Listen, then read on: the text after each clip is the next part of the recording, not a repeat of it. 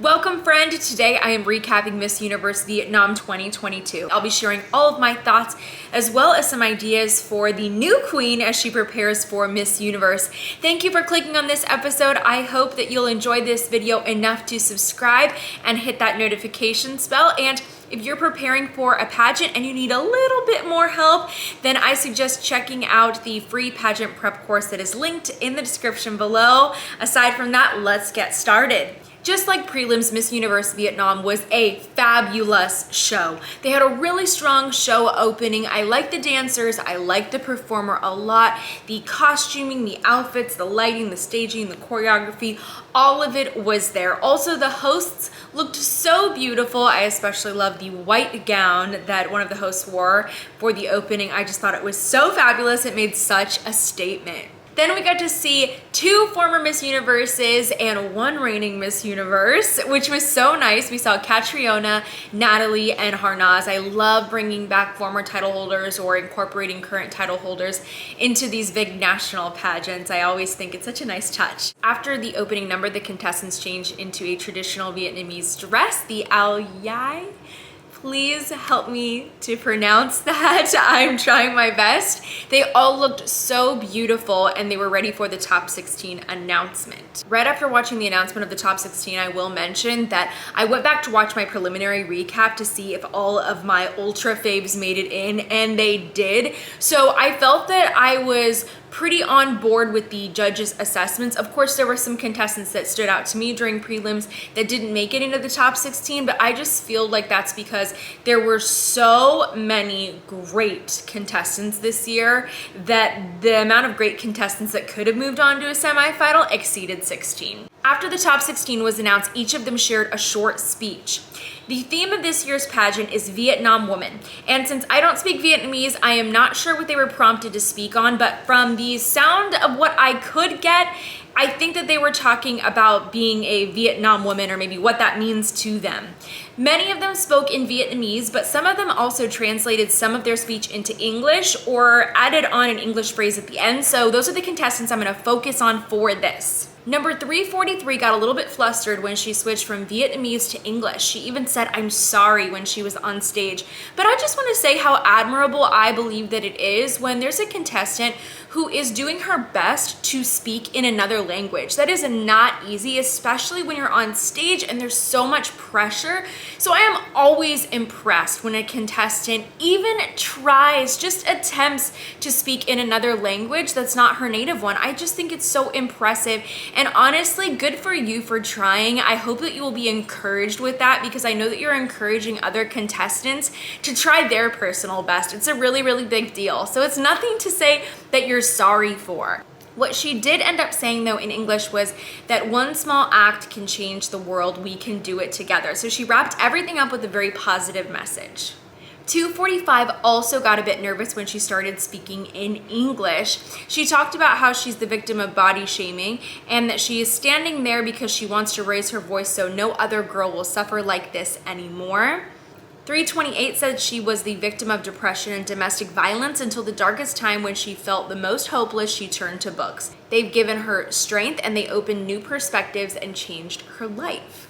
316 wrapped up her answer in English by saying, "Believe in yourself. I'm standing here. I believe in myself. You can do it. I can do it. So can you." 114 said, "Life is about making your dream come true." 337 said, "Know your value, wear your crown, write your own story, reach for your dream." 345 said, "Strong women, future of strong Vietnam." 601 was the fan favorite vote winner, and she said, "True beauty is power, make the world a better place."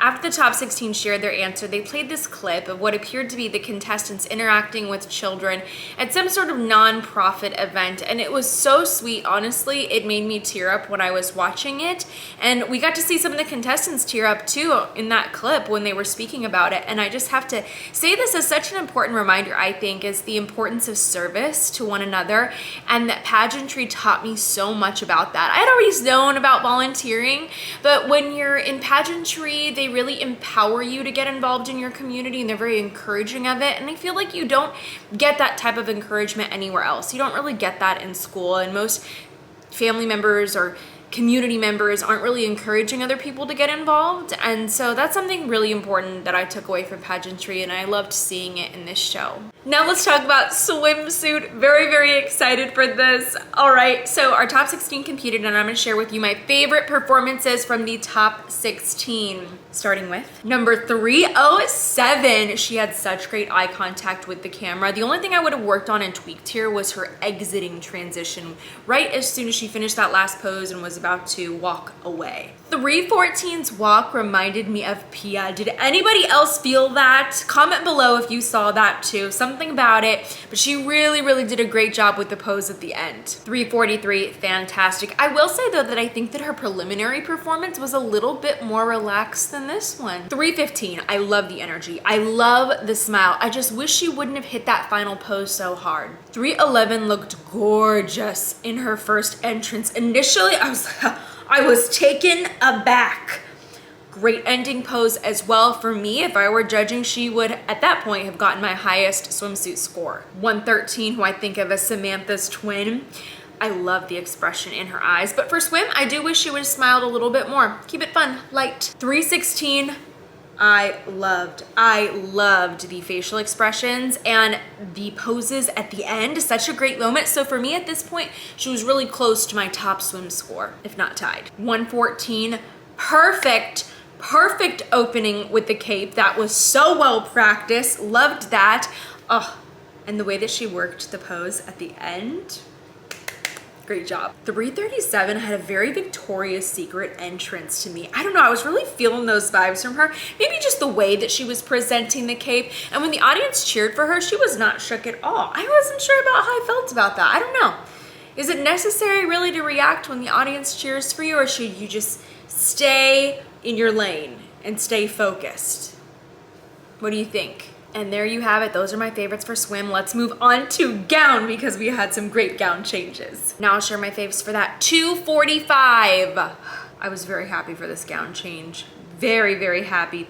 I do wish that the lip were a little bit lighter, and I wasn't really sure why she did the thing with the hands, and I'm just saying that because I felt like it was very grand. If she were competing for the grand title, that would have made sense to me, but since she's competing for Universe, I did not understand why she included that pose. I personally would not have. 343 wore her same gown, and I believe this is the gown that many of you were sharing that is actually sustainable, that it was grown essentially, and I think that's the coolest thing ever. But let's just talk about the look itself. I thought it was so elegant. She re-wore this gown from prelims, and honestly, this is a very unique gown, and if this is your best look, then stay with it. You don't always need a gown change, especially if you don't have options that are at least meeting your first gown or exceeding the first gown. 314, I loved this gown change. I loved it. I loved her first gown, I loved her second gown, and this is what I'm talking about. I think a really great example of gowns that were equal were the two that Edie wore when she won Miss Universe. I really didn't know how to choose between the two, the yellow or that mixture of gold and bronze. She looked fabulous and so well styled in both of them. And for 314, I feel the same way about this. Also, her performance, not over the top. This is what I tell so many contestants. I know that in recent years, the standard has been that Catriona lava walk, and it may be this standard, but it's really not the expectation from judges. We can't expect every contestant to come out with this extremely unique lava walk. So ladies, please don't feel pressured to meet the standard that you're creating for yourself. Instead, be yourself, do the pose that looks best for you, that makes you feel comfortable and confident on stage. 311, I'm gonna be really honest, the gown was unique, it was fun. I didn't love it as a choice for pageantry. It looked like she was coming out of a clamshell. I'm a big fan of all the nautical themes. Love it, love the ocean, but I was very distracted by it for competition. So I had to reel myself back in, no pun intended, and really focus back on her performance. But I will say I really did love that hair and makeup. 316, when she got to the point of that runway and she faced the camera, I wish she would have held that pose a little bit longer, just like a second. Like like a second longer. Would have been such a great moment. 113 in her Zuleika inspired gown. What a lovely take on this. I really did think though this was a very sexy performance and honestly facially very similar to what she did in the swimsuit competition. So I feel like I rather would have seen this look here and then, like I mentioned, a little bit more playful for swim. 224, I happen to love this very unique gown. This is not a style I really would have thought about, but the center of it sort of had a crown right below the bust, and I just thought it was fun. I liked it, and hair and makeup, perfect for it. After this, they announced the top 5, and the contestants either translated their own answers, spoke in English, or had the answers translated for them. So I'm gonna share with you what they were asked and what they said. I believe that number 343's question was lost in translation a bit because I could not understand the connection between the first half of the question and the second half of the question. So you'll see that for yourself. The judge asked her, there are many countries in the world facing old populations and very low birth rates, but they still do not accept same-sex marriage. What do you think? She stated an answer in Vietnamese and then she said in English, no matter who you are or who you love, I just want to say to be yourself and love your gender because I know you are confident in yourself. So please love your family first and happy Pride Month. So my confusion with this question is, what does an aging population and a low birth rate have to do with same-sex marriage? I feel like I'm missing something in translation. If there's something that you know about that, please clarify down below. 314 was asked, today, there are many more children with a stronger voice in environmental pollution and climate change. Do you think it's only for adults? Why or why not? I will mention that people cheered a lot for her answer. She shared her answer in English, so I'm actually going to share what she said pretty much word for word, which was, environment problem is a big problem in the world that we have to share too much. If a child has awareness to protect the environment, it means that we should too. More than that, as adults, because we should take right action now to protect the planet. So she did speak in English for this, but I will say, moving on to Miss Universe, that it's going to be well worth her time to invest in studying some English before Miss Universe if she decides to answer her onstage question in English instead of using a translator. I feel like her answer will just be a lot more clear to the judges. One part about this really impressed me was her use of the word awareness, because I'm currently trying to learn Spanish and French, and they're basic conversational words, but awareness really isn't a conversational word, I think, in many languages.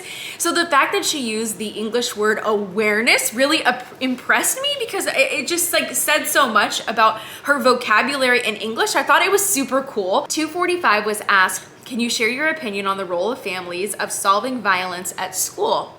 She said, it's not a new problem. It's been in our society for such a long time. What parents should do is pay more attention to your children. Listen to them. Your kids can be victims, culprit, or witness. But if you pay close attention, violence at school can be removed. I really like that answer. 316. What's the worst thing that happened to you and how did you overcome that? She said, the worst thing that happened to me was a time that she couldn't pursue her dreams, but now she's here as a strong, independent woman, which is Miss Universe Vietnam 2022. Number 311 was asked, if you become a national leader, what would be the first thing that you do? She said, if I would be in a position in the government, I would choose education and mental health, because I believe many young people right now are facing problems with their mental health. If you can overcome and support young people to overcome their insecurities and their fears, then they can overcome to become a better person and shape the world to be in a better place. I was very impressed by this onstage answer. She also, I'll mention, said this in English, so very, very impressed. Now we went down to the top 3, and the top 3 all got the same question. So that question was pretty simple if you're prepared. That is, where do you see yourself in the next 5 years? Number 311 went first, and she said, 5 years ago, I was just a normal student. 5 years later, now I reached my dream. I have my dream job as an influencer. I have my own fashion brand. I'm inspiring so many young women. 5 years later, I'm gonna keep doing what I'm doing right now, inspiring women to be themselves, to love themselves, and to spread positive energy, because we are women strong together. I love you. Then 245 said, determination has been one of my best features. This has taught me a lot of of things. Even in 5 or 10 years, I always remind myself to be determined, to have courage, try my best, and give my everything to the community. I want to be an inspiration to all girls to be bold, be confident, be you. And then 314 said, in the next 5 years, I'll still be me with a warm heart, ready for action for Vietnamese children. And I want to bring them equal education, health care, and lots of love. Thank you. So when we look at these answers, I feel like the placement of the final 3 made a lot of sense. So the winner, 314, had a very, very sweet, very heartfelt answer, and she was being very selfless in this answer. And I think that that's such an attractive quality.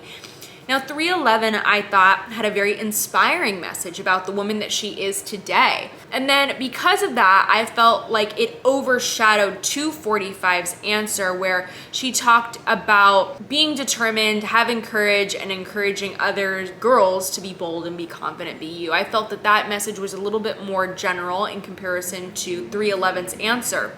Now, the interesting thing about this pageant that I learned, thanks to all of you, thank you for the comments, is that they hold this pageant every other year. So the winner is going to compete at Miss Universe 2022, and the first runner-up will compete at Miss Universe 2023. So we actually have 2 winners here, but 1 crowning moment. So it was very interesting to see. The results, just to recap, were 245 was second runner-up, 311 was first runner-up, and 314 is the new Miss Universe Vietnam. What an exciting year she has ahead of her. Congratulations to her, to all of the contestants. This was very, very difficult. Although I felt like 315, she was one of my ultra favorites from the preliminary competition, and I felt like she was very consistent throughout. Now, in terms of her Miss Universe prep, I think that she's going to be very prepared in terms of wardrobe, hair, makeup, styling. It seems like they have all the wardrobe, hair, makeup, and styling help that they need in Vietnam.